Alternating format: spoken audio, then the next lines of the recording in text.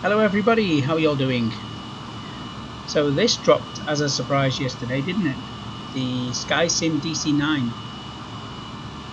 I wanted to do some tutorial videos about the startup or the autopilot or how to nav in this thing, but I spent most of last night just figuring out what worked and what didn't work in this thing, which is obviously sounding not so good.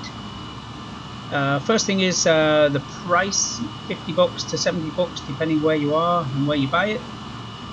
Is it worth it? You can only answer that yourself, in my opinion. Is it expensive? Yeah. Do we expect a lot for $50? Probably yes, we do. Am I disappointed for $50? Yes. Just because there's some glaring mistakes, bugs, which I'm surprised if I'm actually surprised if this thing was actually beta tested, because how can you miss obvious things? For example here, actually no, I'm going to start with the good things. It looks like a DC-9, the textures are okay, and I'm sorry about for $50 I used words like it's fine and okay, but it is for me. What do I want for $50? I want a plane that has a good autopilot, immersive cockpit, and is reliable and I enjoy. I don't need a lot. I'm sorry if that's upsetting, but anyway, that it is. But good things, yeah, it looks fine. There's that word again. The animations of the flaps, speed brakes, pretty good. There's the flaps going down. Yeah, the wing textures I think are quite nice. I think this metallic livery is beautiful. Nice and shiny, the US Air livery. X-Value Jet. And you can see under the wings here, I think this is good. The landing light, I think it's fine. It really is. Watch this. Watch the reversers. This is weird. Whee! Like magic. And when they go back in, they're a little better. Again, how is it released with that? That's weird.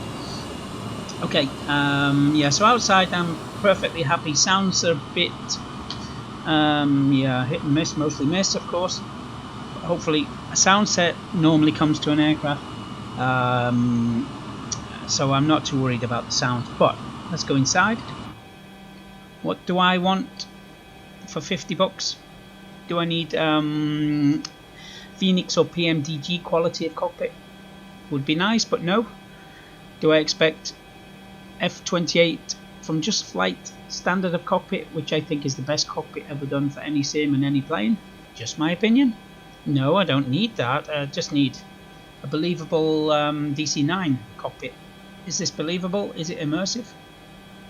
Apart from that dude. Yeah, I like it. Is it perfect? No, it's not perfect. There's some dodgy textures here. You can see around the store warning. You can see a few 3D kind of weird textures, but generally speaking, I think it's good. You can see the gauges are clear, the fonts are clear.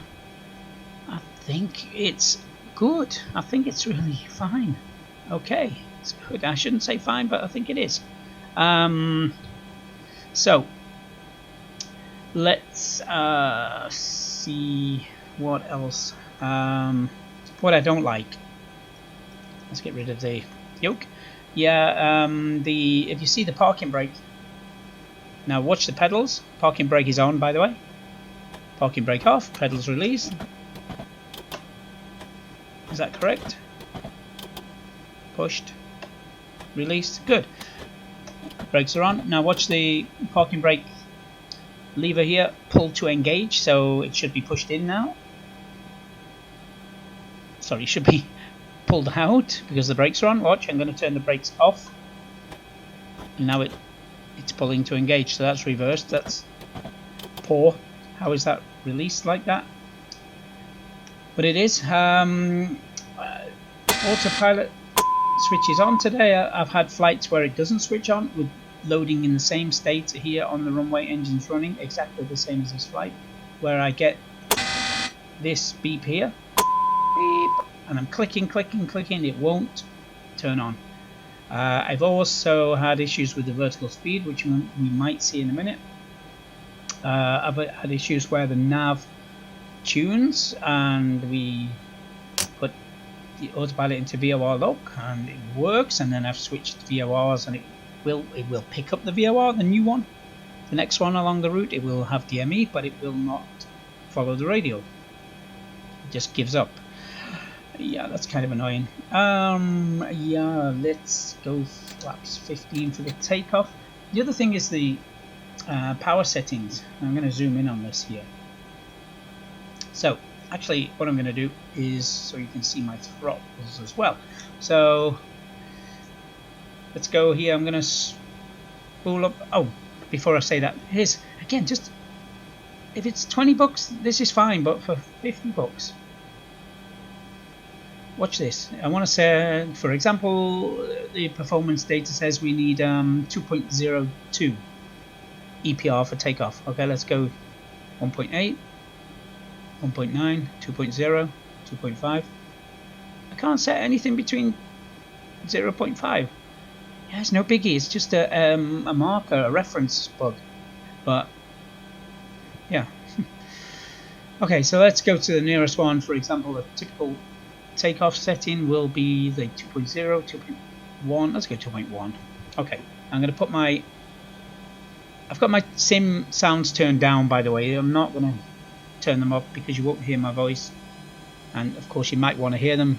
They're not great, so I'm not... There's no point really showing you them. They're poor. We need a sound set for this plane. Okay, let's put my camera back so we see the throttles. Actually, I'm going to put it right in the middle here. No, not. Better angle. You can see the throttles move. So I'm going to just keep pushing them forward. That's probably the trim. Yeah, it's out of trim for takeoff warning. Well, that's a good thing. That works. Okay, I'm going to keep pushing forward, forward. Pull back a little. Pull back a little. Right. Yeah, I'm gonna say I want I want to just basically get the power to settle at the yellow markers. Now you can watch my throttles. Look how much I've pushed them forward. Oh, well, look where the power's going. They were at 2.0 nearly. I'm gonna push them forward just a little more. Actually, let's get them all the way up to 2. Right, they're increasing. I'm not touching the throttles. Number 2 is going all the way up to 2.2. Okay. Now they're coming back. I'm not touching the throttles. You can see they're not moving. Where's the power going now? They were at 2.2, weren't they? And I needed them to reduce. Didn't touch the throttles. Now where are they going? Alright, settled at not quite the same, but they've settled. Okay, push them forward slightly.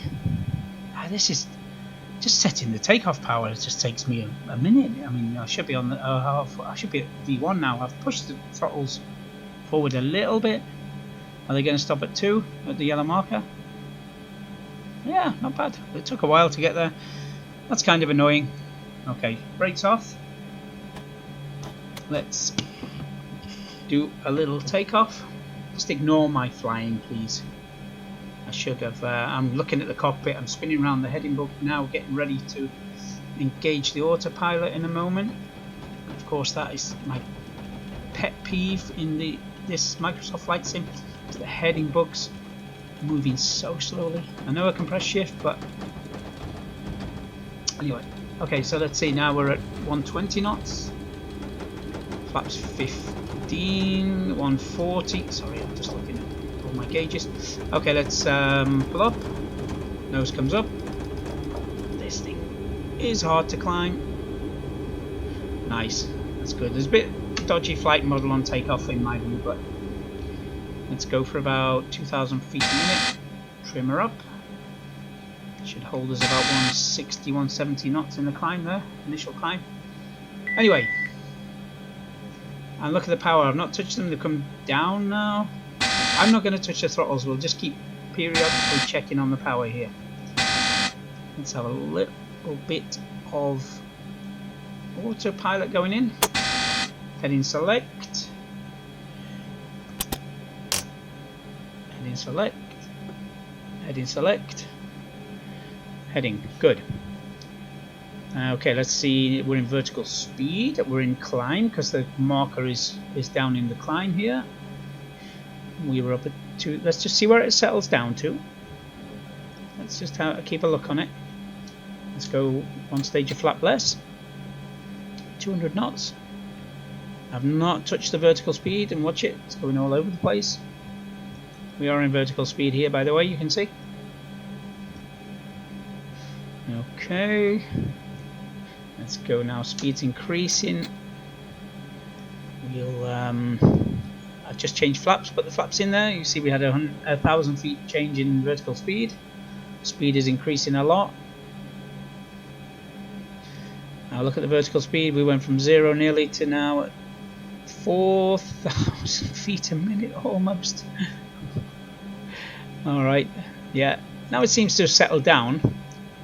Pretty much where it should be. Now if we push this forward now to, let's see if we want to level off, or pretty much level off. What's going to happen to the vertical speed? That's not working too badly today. I've had flights where it's just been totally useless. Now this should be pretty much leveling off because our little white marker here is on the top of the wheel. Pretty good. Now we've got to reduce speed a little bit, so I'll pull the throttles back just a touch. See where the EPA goes.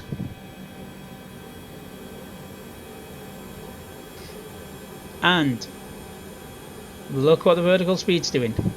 All I touched was the throttles. 6,000 feet a minute. Good for slowing down, but there you go. Yeah. One other thing, the servos here are switched.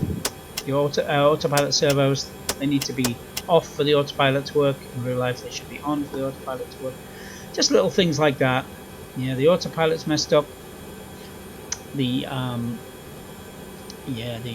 It's just inconsistent on the vertical speed. The nav kicks out sometimes.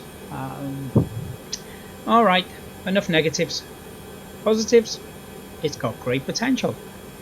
Fix the power settings, fix the autopilot, fix this bug, fix this bug,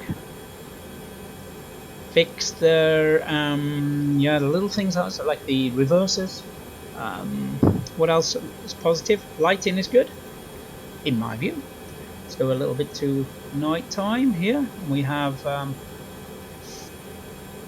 there should actually be an overspeed warning kicking in here. I'm just going to leave the autopilot doing what it wants. We've got some red light in here. I think that's absolutely cool. I really do.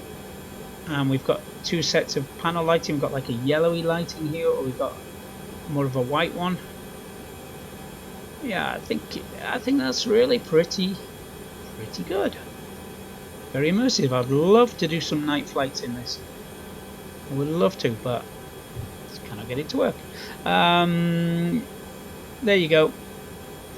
And there's the overhead panel, by the way, is that's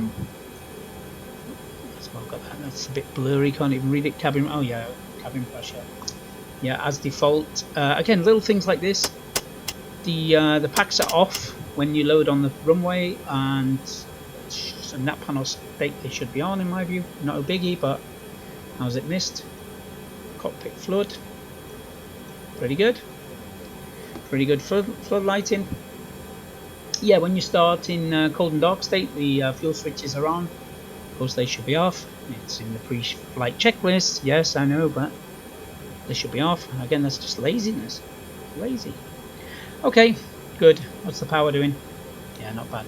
Anyway, the vertical speed's kicking around, and yeah, I've given up on this, so hopefully the dev will fix it and we can enjoy it. I'm not normally negative about flight sims or flight add-ons, sorry, flight sim add-ons, but there you go, it is what it is. Okay, thanks a lot if you made it this far, and if the dev's listening, please fix it, please. There's lots of interest in this. this add-on. I mean, there's a post yesterday they got hundreds of likes on Facebook, and that's unusual. It's unusual. A post to get 100 likes is a lot. To get 200, there's interest in this aircraft. People want it. Fix it. You'll have a winner on your hands. But if you just abandon it, then I think there's no future. Anyway, thanks. Take care. Bye.